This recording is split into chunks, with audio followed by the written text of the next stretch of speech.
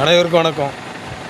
சாத்தான்குளம் ஜெயராஜ் பெனிக்ஸ் வழக்கில் 30ஆம் தேதி தீர்ப்பு கொடுக்குறதா இருந்தது.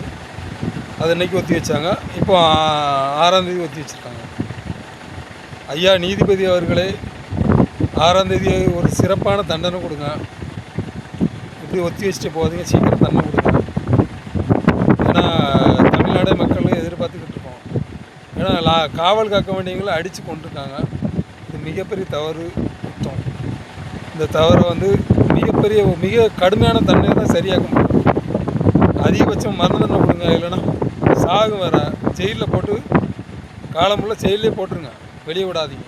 அப்படி ஒரு மிகப்பெரிய ஒரு தண்டனை கொடுத்தா தான். அதுக்கப்புறம் லாக்அப் டெத் நடந்திருக்கு.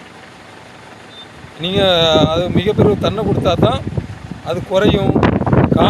காக்க வேண்டிய காவல்துறை யோசிப்போம். ஏன்னா ஒரு பொதுமக்களில் ஒரு குடியாரம், ஒரு ஐக்கிய கொலை பண்ணுறான், வெட்டுறான், குத்துறான், ரெண்டாவது விஷயம். ஆனால் அதை காக்க வேண்டியவங்களே ஒரு மிகப்பெரிய கொலை பண்ணால் அதோட அநியாயம் ஒன்றும் கிடையாது. மக்களுக்கு நம்பிக்கை வராது. அதனால் நீதித்துறை உங்கள் மேலே மிகப்பெரிய நம்பிக்கை வரும். ஒரு அதிகபட்ச தண்டனை கொடுங்க. நன்றி, வணக்கம்.